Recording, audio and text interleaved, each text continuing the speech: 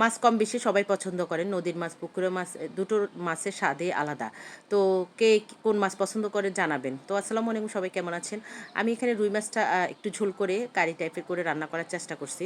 তো যেহেতু অনেক রাত ছিল তো রাত্রে রান্না করেছি। তো এখানে মশলা কষানো হচ্ছে, মশলাতে দিয়েছিলাম আমি আদা রসুন হলুদ মরিচ ধনিয়ার গুঁড়া জিরার গুঁড়া একটু হালকা ভাজা জিরা দিয়েছিলাম রুই মাছটা যেন ফ্লেভারটা না থাকে, বাজে ফ্লেভারটা। তো এই জন্য আর মাছের মশলাটা ইউজ করেছিলাম।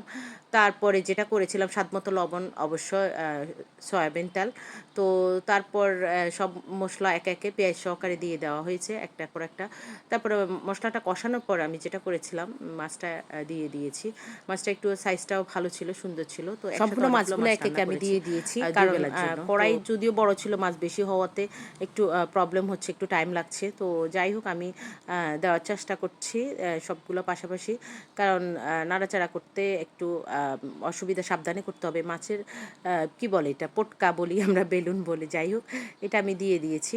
তো এটা আবার খেতে আলাদা একটা টেস্ট আছে। মাছের মধ্যে একটা তেল টাইপের ছিল, এটা মনে হয় মাছের কলিজা ছিল, সেটাও দিয়েছি। তো রুই মাছের তেলটা আমি আবার বেগুন দিয়ে রান্না করি, আমার কাছে অসম্ভব ভালো লাগে।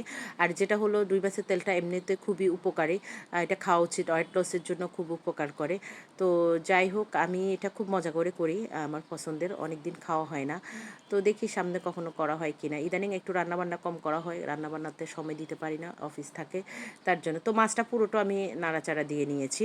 তো কে কীভাবে রুই মাছটা রান্না করেন জানাবেন। তবে রুই মাছটা ভাজিও খেতে মজা লাগে, বা এভাবে রুই মাছটা বেশি পছন্দ করে। তারপরে আমি উল্টানোর পর এই যে অবস্থা, কালার লুকিংটা ভালো আসছে। টমেটো অ্যাড করলে খুব ভালো ছিল, বাসায় টমেটো নেই, আর বা টমেটোর কি যে অবস্থা, দাম অনেক দাম। তো যাই হোক আমি হাত দিয়ে নাড়া দিয়েছি টচ করার মতো করে, কারণ আমার হাতে ফোন ছিল, এই জন্য আমি ওভাবে টসটা করতে পারিনি, আর করাও এটা পসিবল না যেহেতু ঝোল আছে। তো এরপরে এটা আবার উল্টাপাল্টা করে দিলাম। দেওয়ার পরে, কারণ ভালো করে না কুক হলে টেস্টটা ভালো আসবে না, অবশ্যই পরিমাণ মতো লবণটা দিতে হবে। এভাবে মাছটা বাসায় সবাই পছন্দ করে।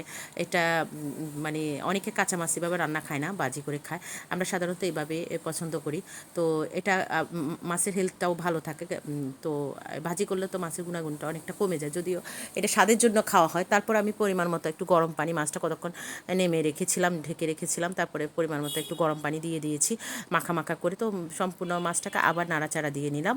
তারপর যেটা করেছি, ডিম ছিল, ডিমটা উপরে দিয়ে দিয়েছি। আমি ফার্স্ট টাইম কখনো মাছের মধ্যে ডিম দিয়েছি, আর কখনো দিয়ে নেই।